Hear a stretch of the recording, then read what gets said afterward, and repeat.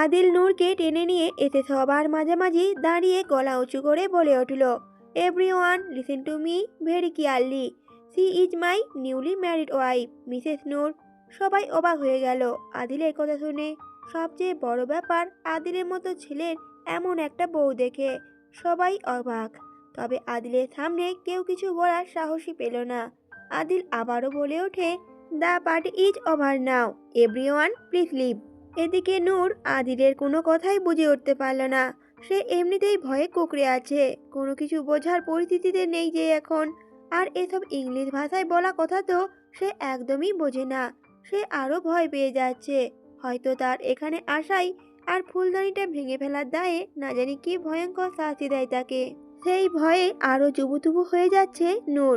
হাত ছাড়িয়ে আদিলের কাছ থেকে পালানোর চেষ্টা করছে, কিন্তু তা হলো না। বরং উল্টো আরও আদিল ওর হাত শক্ত করে উপরের দিকে নিয়ে গেল। আদিল উপরে নিজের রুমে নিয়ে এলো নূরকে।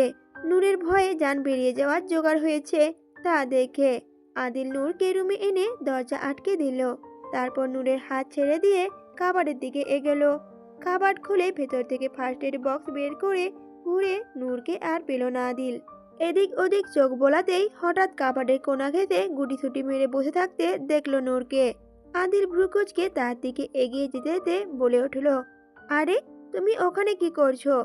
আদিলের কাছে আসা দেখেই নূর আরো ভয়ে দলামলা হয়ে মুখের ওপর দুহাত চেপে কান্না জড়িত করুণ সুরে বলে উঠল, মারবেন না, মারবেন না, দয়া করে আমাকে মারবেন না। আমি ওয়াদা করছি আর কখনো এমন করব না, আর ভাঙবো না কোনো কিছু। তাও মারবেন না দয়া করে আমায়। নূরের এরকম আকুতি শুনে আদিল থেমে গেল।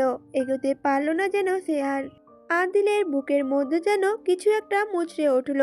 নূরের এই করুণতা যেন তার চোখের মাঝে কাঁটা হয়ে বিঁধছে। কষ্ট নামক বস্তুর আবিষ্কার ঘটছে যেন তার মাঝে। আদিল কয়েকটা শুকনো ঢোক গিলল। উল্টো ঘুরে চোখ বুজে নিজেকে কিছুটা ধাতস্থ করে নিল। তারপর ফার্স্ট এড বক্স নিয়ে দরজার বাইরে এসে জমিলাকে ডাকতে লাগলো। জমিলা দ্রুত ছুটে গেল সেই ডাকে। তখন নূরকে ওভাবে দেখে খুবই মায়া হচ্ছিল জমিলার, কিন্তু ভয়ে নূরের কাছে যেতেও পারেনি তখন। জমিলা আদিলের রুমে আসতেই আদিল ফার্স্ট এড বক্সটা তাকে এগিয়ে দিয়ে বলে উঠল, ওর ঠোঁটটা একটু কেটে গেছে, এই ফার্স্ট এড বক্সটা নিন আর ড্রেসিং করে দিন, আর এই ক্রিমটা ওর গালে লাগিয়ে দিবেন। জমিলাও দ্রুতই মাথা নেড়ে বক্সটা নিয়ে ভেতরে চলে গেল। আর আদিল তার জিমিং রুমের দিকে পা বাড়ালো। আদিল বক্সিন ব্যাগের উপর এবার নিজের রাগ ঝাড়বে। মেহমান সব চলে গিয়েছে। বিহান মনে মনে বেশ খুশি হচ্ছে বন্ধুর জন্য। এই বন্ধুটা হয়তো ধীরে ধীরেই নূরের প্রতি দুর্বল হচ্ছে।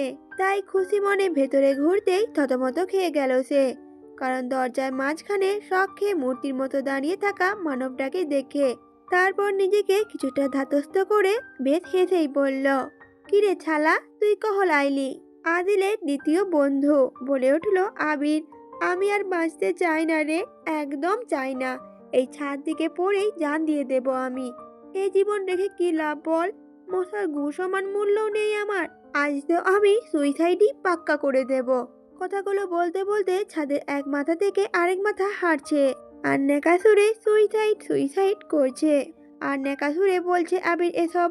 বিহান ছাদে বসে বাদাম চিবোতে চিবোতে ভাবলেসীন ভাবে বলে উঠল, আরে আবির, তুই আসলে কখন সুইসাইডটা করবি বল? সঠিক সময়টা কইরা দে। সারাদিন আমার হাতে সময় নাই, বহুত কাম আছে আমার। আবির তো তখন চিৎকার করে বলে ওঠে বিহানকে, ওই বিহানরা বাচ্চা, তোর কি মনে হয় আমি মজা করতেছি? আবিরের কথা হলো ফেলে দেওয়া থুতু, যা একবার বের হয় তা ফিরানো যায় না। আজ তো সুসাইড করেই ছাড়বো। আমার মৃত্যুর জন্য দায়ী থাকবি তোরা। আমার অভিশাপে তোরা জীবনে বাথরুমও যেতে পারবি না। ওদের কথার মাঝে আদিলও ছাদে আসলো। গম্ভীর মুখে বলে উঠল, এখানে এসব কি হচ্ছে? বিহান তো সাথে সাথে বলে উঠল আদিলকে, আরে কি আর ওইব, ওই গ্রেট আবিরের ভাঙ্গা লুঙ্গি মার্কা মেলোড্রামা চলতে আছে। আবির মুখ চোখা ওড়ে বলে উঠল তখন, কি কি কইলি? ড্রামা? আমি ড্রামা করতেছি? আমি সত্যি সত্যি মরতে যাচ্ছি। এই যে এই যে আমি এক্ষুনি ছাদ থেকে লাফ দেব। তোরা কিন্তু কেউ আমাকে বাঁচাতে আসবি না। আমি একদম মানবো না। খবরদার, বাঁচানোর চেষ্টাও করবি না, এক ফোঁটাও না। বিহান ভুকুচকে বলে উঠল তখন, আরে তোকে কেঠাই বাঁচাইবার চাইতিছে? আবে হালা, মরলে জলদি মর না, আমার বাদামও শেষ হইয়া গেছে, অহন আবার বাদাম আনতে যাইতে হইব। আবির তখন বলে উঠল, ঠিক আছে, তুই যখন যাবি তাহলে আমার জন্য একটা স্যান্ডউইচ আর কোল্ড ড্রিঙ্ক নিয়ে আসিস, কেমন? বিহান তখন সাথে সাথেই প্রত্যুত্তর করলো, কি, তুই না মরবাই যাইতেছস? আবিরও তখন বলল, তো খালি পেটে কি মরবো নাকি, খিদা লাগবে না আমার? এবার এদের দুজনের মাঝে আদিল গম্ভীর্যভাবে বলে উঠল, স্টপ ইট ননসেন্স আবির। আবির এগিয়ে এসে ন্যাকামির মাথা বাড়িয়ে দিয়ে বলল, ননসেন্স? এসব ননসেন্স মনে হচ্ছে তোর কাছে? আমার জানে জিগার, বন্ধুর টিগার, সাইকেলে গিয়ার, টেবিলের চেয়ার, বন্ধুর কলিজার বন্ধু, সে কিনা আমাকে না জানিয়ে বিয়ে করে ফেললো, এটা তোর কাছে ননসেন্স মনে হলো? সেই ছোটবেলা থেকে একসাথে সব কিছু শেয়ার করলাম, জায়গা থেকে শুরু করে কানে ময়লা বের করা কাঠিটাও শেয়ার করলাম, আর সেই বন্ধু কিনা এত বড় ধোকা দিল আমারে।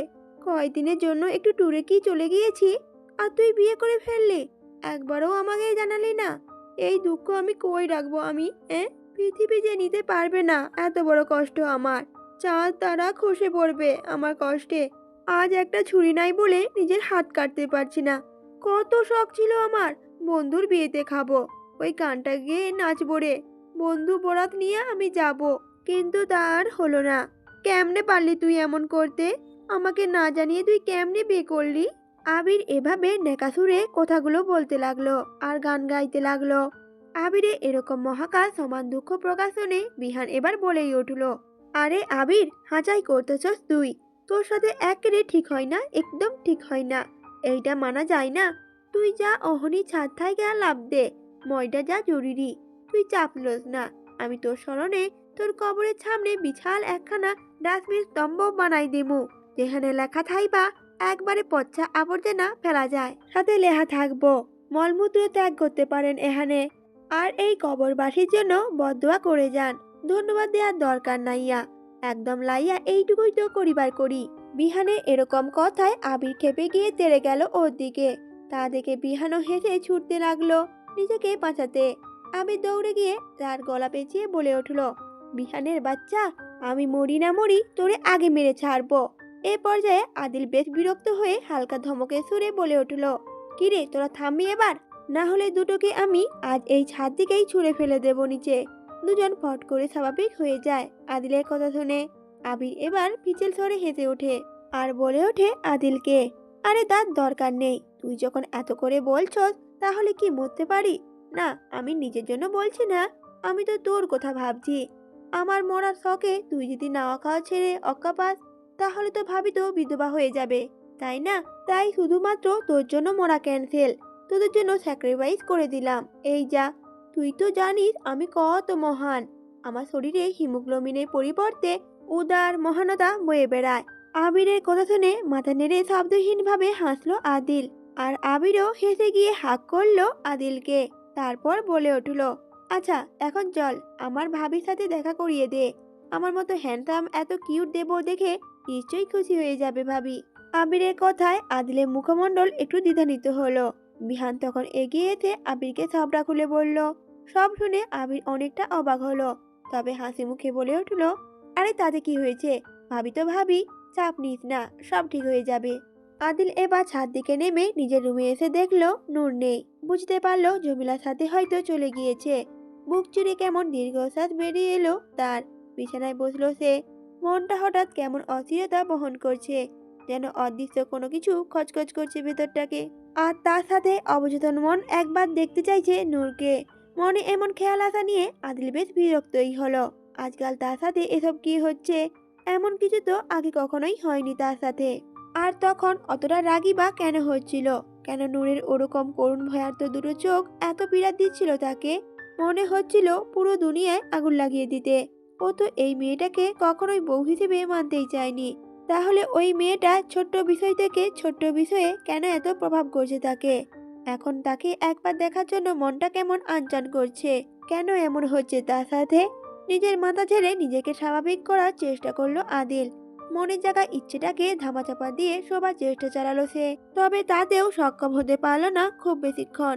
চোখের পাতা বন্ধ করতেই সেখানে নূরের তখনকার ক্রন্দনরত মুখের ছবি সহসাই ভেসে উঠল চোখের সামনে।